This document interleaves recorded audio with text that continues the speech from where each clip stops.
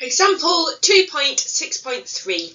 So my advice with a question like this, first of all, is to just read through the questions and get your bearings on exactly what the system looks like. You are not always given a diagram, so you're going to have to work out whether you've got a pulley with two masses hanging down vertically, or in this case we've got a horizontal table. We don't look at inclined planes until second year, so we'll always get this horizontal table with the pulley at the end if our particles are separated like this.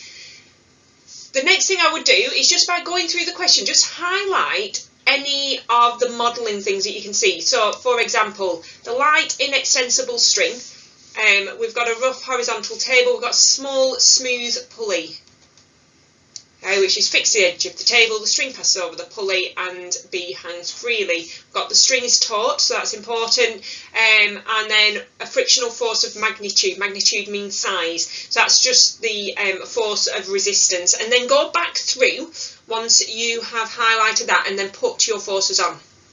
We're going to focus on particle A and particle B. So we have got particle A, there will be a tension,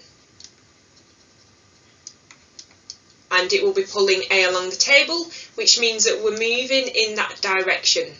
A frictional force of magnitude 0.08 G, so that is a resistive force, so that's resistance there. So we've got 0.08 G, pulling it backwards. Okay.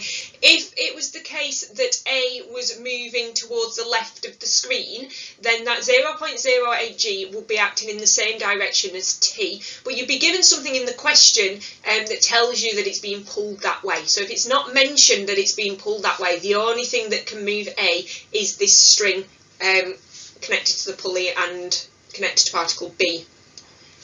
We do have two other forces acting on particle A, so I'm going to add those in just so that we get a full diagram, but in this question we are not going to need them, and you'll be able to see why when you're doing the rest of the question. So we've got the reaction force, which is the force from the table pushing upwards on the particle, and then we've got the weight of the particle. If we look at our other system, so B has a weight down and a tension up, and that's it for the forces that are acting on our system. So as with all of these questions, to find the acceleration, I am going to set up my F equals ma for particle A. It is moving to the right, therefore the T force is the positive one, and we take off the resistance is equal to mass times acceleration. No other forces on there. If we then have a look at particle B,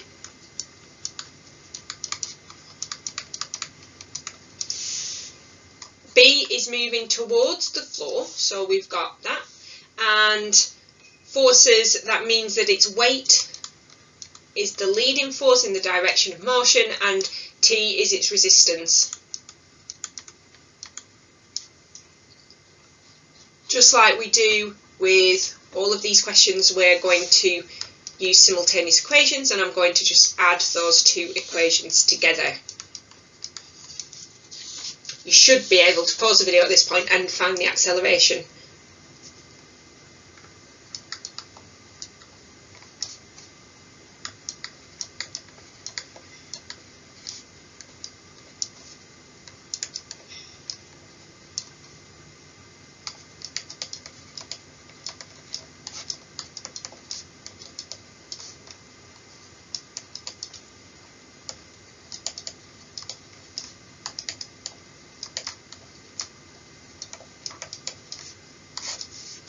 Okay, so that shouldn't be any different to the things we have seen so far. We haven't been asked to find tension, so you would have been okay to just go straight for this equation if you could see it, that would be fine. And because we're not asked to find tension, then that's as far as you would need to go. Part B, the time taken. As soon as we see time, distance, velocity, we know we're going for the suivets. So this is part B, remember to label up your section. And we want the time taken for B to reach the ground. So B is starting there and finishing there, which is a distance of 0.5 away. And we know that our acceleration is 5.88. I'm going back for the full value rather than using the rounded value. We are looking for time. And then if we go back to the question, the system is released from rest. You'll get used to that because that is pretty standard, but it is worth just going back to the question, just double checking that you're not given a velocity in there. So S equals ut plus a half at squared, state your formula. Substitute in.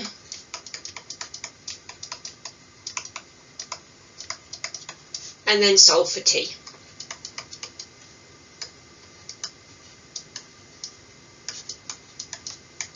Giving our final answer in exact format so that I can use it later on, and also to two significant figures because G at 9.8 has been used. It's a good idea to make sure you know how to store things in your calculator as well, so that if you've got lots of different values, which a lot of the mechanics questions do, then you've got those values stored. Looking at part C. So we want the total distance travelled by A before it first comes to rest. So it is thinking of the situation and it splits itself into two parts. So we've got the distance travelled when the string is taut. So that is when we are still in the situation with all the forces on there. And then for part two, once B has hit the ground, the string will go slack, but A will still have some momentum left in it and therefore it will continue to move. So we have these two situations. We know for this first part that the distance travelled by A when the string is taut is the same as the distance travelled by B. And so if we just think about A's motion, it starts from rest, it's got an acceleration of 5.88 and we've got a string that is taut here. Okay, at that point, we know we'll have travelled 0.5 metres, then we continue with the slack string until we stop, so we'll finish at rest. What we don't know is what our deceleration is in this section, so in this second section, and what we're looking for is the final distance, so that's what we're looking for there, because then that will allow us to work out exactly how far it has travelled.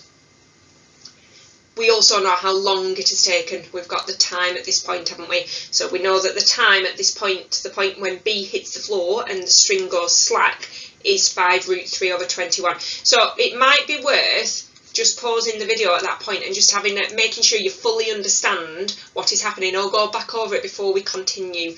We know that A hasn't hit the pulley because it's got a distance of 4.5 metres to go. So we know that at this point there's still 4 metres left.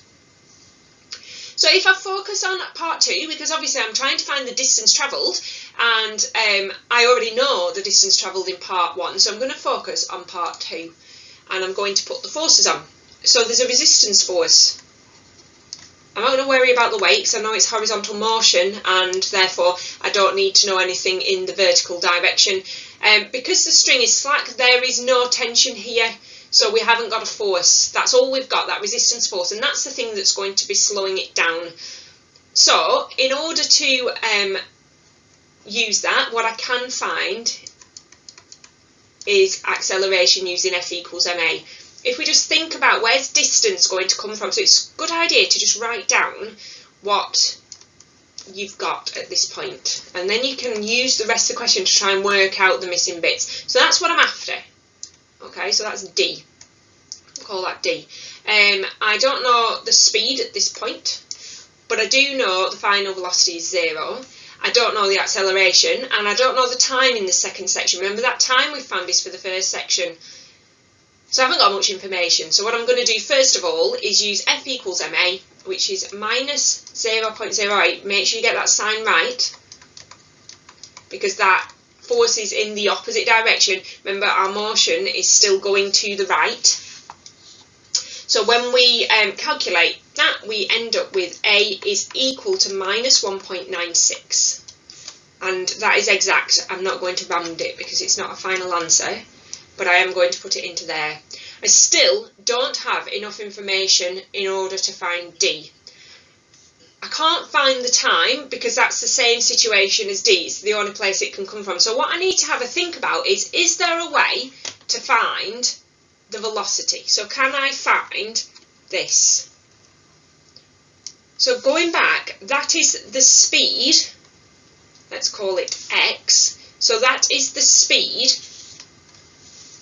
from the point where the string is taut to when B hits the ground, so after 0.5. So actually, the initial speed at this point here is the same as the final velocity in that first section. So I am going to have to use this information over here. And what I'm using, so I have quite a lot of information here. So we had 5.88. We've got 0.5. It was at rest, and we found our time to be 5 root 3 over 21. And what I want is that final velocity, because the final velocity here will be the initial velocity there. So I can use any of the equations. Because I calculated the acceleration and the time, I wouldn't have had enough equations to try and use just the values in the question. If you can just use the values in the question, it is safer just in case you've made a mistake. But I am going to have to use my values anyway. So when we calculate that, I get this speed to be 7 root 3 over 5 exact. So that is this here.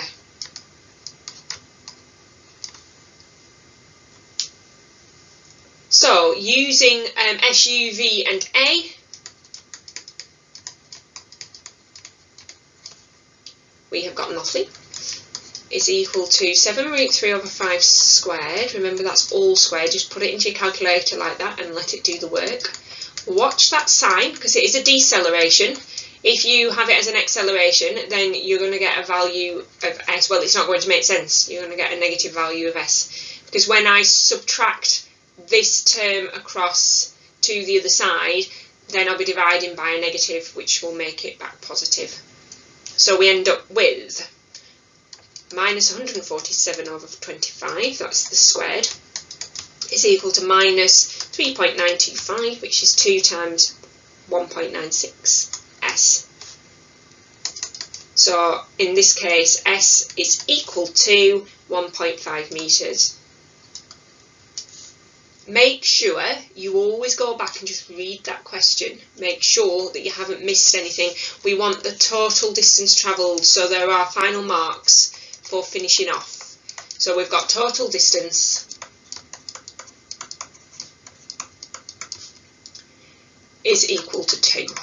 I had 0.5 for part 1 and I've got 1.5 metres for part 2. So adding them together will give me the total distance. So that's the end of example 2.6.3. What I just want to briefly mention is if you got the question, the force exerted on the pulley. So the force exerted on the pulley. We have done this on one of the previous examples, but not for this system. So the force exerted on the pulley would be the tensions, and remember it's pulling away from the pulley. We would be able to find the tension using the equations that we got in part A, and what you've got here is the force exerted on the pulley in this question is that force there. So if we were to put that into it, you can treat it like a vector, because you've got a horizontal component and a vertical component. The force that I'm dealing with is that one there. So I've got those two tensions there. So by Pythagoras' theorem, F squared is equal to T squared plus T squared. So that force, the magnitude of the force on the pulley here, would just be T root 2. And you can find T from part A. So that's just using Pythag. Okay, so that's all we're using there. I just wanted to mention that just so that, because you will come across that question when you're doing some practice.